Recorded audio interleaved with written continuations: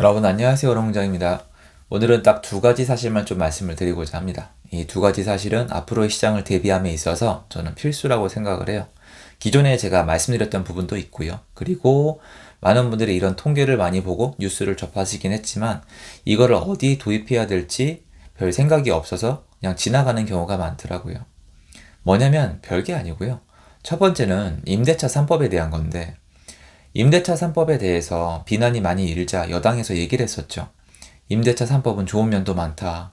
서울에서는 80% 가까이, 수도권에서 봤을 땐 70% 가까이 갱신권을 사용했다. 이 사람들 우리 아니었으면 쫓겨났다. 이 사람들 우리 아니었으면 전세 난민이 됐다라고 얘기를 했죠. 이거에 대한 제 의견은 지난 영상에서 충분히 말씀을 드렸고요. 제가 말하고 싶은 게 뭐냐면 올해 다가오고 있는 문제 중에 하나가 뭐죠? 영상에서 많이 보셨을 거예요. 갱신권을 더 이상 사용할 수 없는 분들이 문제가 되겠죠. 그러면 이렇게 물어보세요. 야, 갱신권 못 쓰는 사람이 몇 명이나 된다고 그 난리냐? 정부가 얘기를 했다니까요. 갱신권을 쓴 사람이 서울 계약 만료자 중 80% 가깝고 수도권에선 70% 가깝다고. 물론 그게 2년차, 4년차가 있기 때문에 순차적으로 일어날 수도 있겠지만 일단 갱신권을 이미 쓰신 분들이 상당수가 많고 그분들 중에 상당수가 시장에 다시 나와야 되는데 이미 그분들이 맞이해야 될 시장은 전세가와 월세가가 폭등에 가까울 정도로 상승해 있는 상태이기 때문에 이 부분을 아셔야 돼요. 이미 여당에서 직접 얘기한 거예요. 얼마나 많은 사람들이 갱신권을 썼는지. 하반기로 갈수록 7월달 말부터 8월달부터 시작이죠. 8월달부터 시작됐다고 생각하시면 되니까 두 달 정도 빼면 6월입니다. 좀 더 빨리 하면 5월, 진짜 빨리 움직이면 4월, 4월, 5월, 6월, 7월 이렇게 가면서 갱신권을 사용할 수 없는 분들의 수요가 시장에 어떻게 반영되는지를 지켜볼 수가 있을 겁니다. 또한 제 책과 클래스 101 강의를 통해서 말씀드렸다시피 이 갱신권에 해당하는 분들은 내 집 마련을 미리미리 하시기를 저는 좀 부탁을 드립니다. 왜냐면 이게 임대차 시장이 한동안 안정될 기미가 안 보입니다. 이거는 플러스 알파인데요.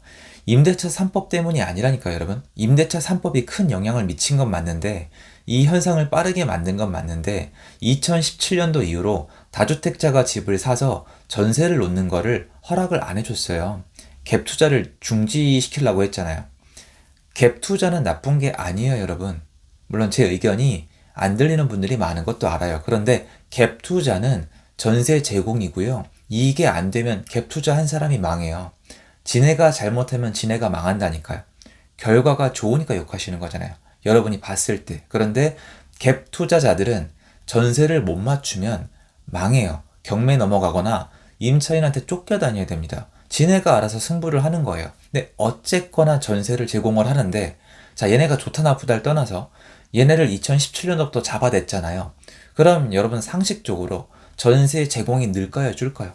이 줄는 거는 너무나 당연한 거잖아요. 전세 제공 줄고 월세도 어쨌건 줄겠죠. 월세는 또 대출도 잘 나와야 되고 다주택자를 좀 완화를 시켜줘야 되는데 절대 수익률이니까 또 세금을 올렸잖아요.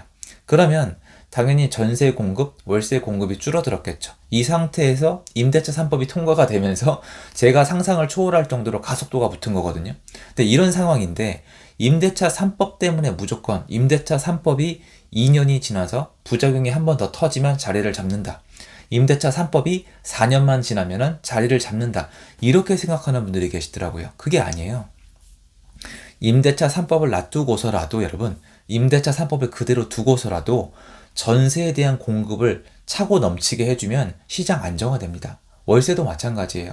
신규 공급 빵빵 해주고 투자자들 양성해가지고 너도 나도 전세 놓게 해주잖아요. 그러면 임대차 3법을 능가하면서까지 안정을 시킬 수가 있어요. 물론 이 양이 비례할 정도로 많아야 되겠죠. 쉽지 않을 거예요. 그리고 이 과정에서 매매가가 자극을 받겠죠. 어쨌건 간에 정말 중요한 건 수요와 공급, 전세와 월세를 누가 공급하고 이 사람들을 늘게 하냐 줄게 하냐 이게 더 중요한 거지. 임대차 3법에만 이렇게 몰두되시면은 임대차 3법의 효과가 한번 끝나면은 시장은 다시 원점으로 돌아올 거니까 임대차 3법의 중간 기한인 2년과 4년까지만 참으면 되라고 생각하시는 분들은 생각이 약간 짧으신 거예요. 어느 게 더 중요한 포인트인지 잘 생각을 해보세요. 다주택자를 계속 늘려가고 있는 상황에서 임대차 3법을 통과시켰으면 지금처럼 이펙트가 크지 않았을 거라고 저는 생각합니다. 강하게 믿고 있습니다. 어쨌건 간에 정부에서 갱신율이 80% 수도권 70% 가까이 된다고 발표를 했죠. 그럼 여러분 상식적으로 요번에 임대차 3법 2년 만기 돌아올 때 갱신권 사용 못하는 분들 많을까요? 적을까요? 많죠. 시장에 새로운 수요가 나오는 거예요. 그 집에서 다시 계약을 하더라도 일단은 수요가 나오는 거기 때문에 시장의 불안정 요소로 작용할 가능성이 높습니다. 즉 지금 이제 4월이잖아요, 여러분. 지금에서 뒤로 갈수록 위험할 수 있다는 거기 때문에 여러분이 이 부분은 반드시 알아놔야 됩니다. 자, 두 번째, 여러분이 쉽게 놓치고 계신데요. 제가 정말 노래를 부르고 다녔는데 두 가지였죠. 이건 아까 첫 번째 말씀드린 거고, 큰 테마, 두 번째 테마 중에서 두 개로 나누는 거예요. 첫 번째가 뭐냐면 작년 9월 이후로 서울을 중심으로 이 정도 거래량이면은 시장이 당연히 무너져 내리는 게 맞고 비정상적이고 시장의 기본적인 수요조차도 못 받쳐준다고 말씀을 드렸잖아요. 그런데 여러분, 이 수요에는 뭐가 들어가 있냐면 집을 사서 당장 내가 입주 못하는, 미리 사놓는, 어쨌건 본의 아니게 갭 투자를 하게 되는 전세 제공자가 포함이 되어 있어요. 감이 오시나요? 이런 거 있잖아요. 내가 지금 집을 사는데 집값이 오를 것 같아요. 그래서 사고 싶은데 대출은 안 나오니까 전세를 끼거나 세입자를 구해서 미리 사놔요. 그리고 돈을 모아서 몇 년 이후에 입주하겠다는 분들이 굉장히 많아요. 아니, 많을 수밖에 없어요. 대출을 막아놨으니까 전세를 활용해서 집 사는 분들이 정말 많았거든요. 근데 이분들조차도 수가 절대적으로 줄었다는 거예요. 6월달 서울 거래량이 1000건이 안 된다고 합니다. 가능하다고 생각하지도 않았던 숫자고 반성하고 다시 공부하고 있고요. 그리고 기본적인 거래도 안 됐다는 뜻이죠. 이 안엔 당연히 집을 사서 전세를 올려던 분들도 포함이 되기 때문에 전세 제공자는 더 줄어든 거예요. 무슨 말이냐? 지난 6개월 동안 거래량이 없다는 걸 하락의 시그널로 생각하시는 분들은 틀렸다는 게 아니라 원래는 맞거든요. 거래가 그 정도로 없다는 건 하락의 시그널이 맞아요, 여러분. 틀렸다는 게 아니에요. 주식도 마찬가지로 거래량이 터져야 올라갈 가능성이 높고 거래가 없으면서 급한 분들이 던지면 쭉 내려간단 말이에요.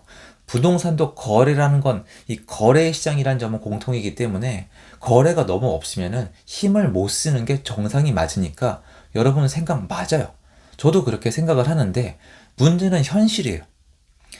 거래량이 이렇게 없는데 제대로 된 하락을 안 해요. 여러분 지금 강남 3구 신고가 찍는다고 신문기사 보셨죠? 30년차 아파트 들썩거린다. 1기 신도시 들썩거린다. 사실은 가본 별거 없거든요. 언론 얘기를 들을 가치가 없다는 뜻이에요. 그런데 이건 맞습니다.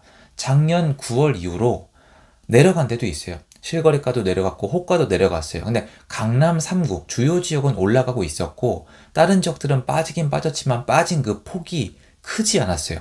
워낙 많이 오르고 빠졌기 때문에 거래량을 떠나서 그만큼 폭등했으면 어느 정도 조정이 되는 게 정상이거든요. 매도하려는 사람들이 다시 나오기 때문에.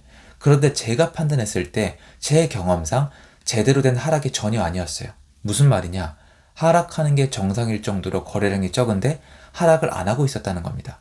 무슨 말이냐면 시장 안에 수요 공급이 이 정도로 완전 망가졌다는 거예요. 시장이라고 부르기 부끄러울 정도로 망가진 거예요. 왜 그러냐? 이건 미국이나 유럽의 부동산 전문가들 됐다가 앉혀놓으면은 1시간 안에 답 나옵니다. 정말이에요. 여러분 주변에 있을 거라고 믿어요. 유럽이나 미국의 석학대려다가 앉혀놓고 한국 부동산 시장에 대해서 5년 동안의 시장을 브리핑하면은 문제점 바로 나와요. 세금 올렸죠. 대출 막았죠. 공급 막았죠. 다 막았잖아요. 당연히 가격이 올라가는 건데 대출을 못하게 하고 거래가 없으면 떨어지거든요, 원래. 거의 반강제이기 때문에. 근데 안 떨어지잖아요. 수급이 얼마나 망가져 있는지 파악할 수 있었던 시장이 지난 6개월이에요. 그럼 이 안에 거래량이 이렇게 줄었는데 전세를 공급할 사람이 나올까요? 안 나오죠. 자, 그러면 아까 얘기한 거랑 합쳐볼게요. 갱신권을 서울은 80% 가까이, 수도권은 70% 가까이 썼어요. 이걸로 홍보까지 했죠. 그러니까 이번에 갱신권이 중간점이라고 하더라도 나올 분들이 꽤 많을 겁니다. 그럼 이분들은 전세를 새로 구해야 되는데 이미 비싸져 있죠. 그러면 공급을 늘리면 되지 않냐는 생각이 들 수도 있고 전세 시장이 좀 이때 내려가지 않을까란 이상한 생각을 하시는 분들도 계신데 올라갔으니까 내려갈 거다. 실제 있습니다. 그런데 지난 6개월 동안 누가 집을 사서 전세를 놔야 늘어날 거 아니에요. 6개월 동안 집을 사서 전세를 놓을 사람이 없다는 건 이미 숫자에 드러나 있잖아요. 그러니까 갱신권을 사용했던 사람들도 넘버링이 돼 있고 지난 6개월 동안 집을 사서 전세를 놓을 사람이 없었다는 것도 넘버링이 돼 있습니다. 그럼 두 가지 사실을 이 팩트만 놓고 봤을 때 어떤 근거로 올해 8월달이 다가갈수록 전세 시장이 안정될 수도 있다는 가능성을 내비치는 건가요? 절대 아니죠. 전세, 월세. 과연 이 전세 시장의 영향이 전세 시장에서 끝날지 월세와 매매 시장에까지 다시 악영향을 미칠지 이게 문제인 거고, 시행착오는 있더라도 타이밍 착오는 있더라도 어떻게 다시 잡아갈 건지를 고민해야 되는 거지, 지금 일단은 문제가 될 수밖에 없다는 겁니다. 지금부터요. 상반기 지금부터요. 그래서 여러분들이 이 두 가지는 꼭 알고 시장에 대응하셨으면 하는 마음에 영상을 찍었습니다. 도움되었으면 좋겠고요. 제 영상은 여기까지입니다. 감사합니다.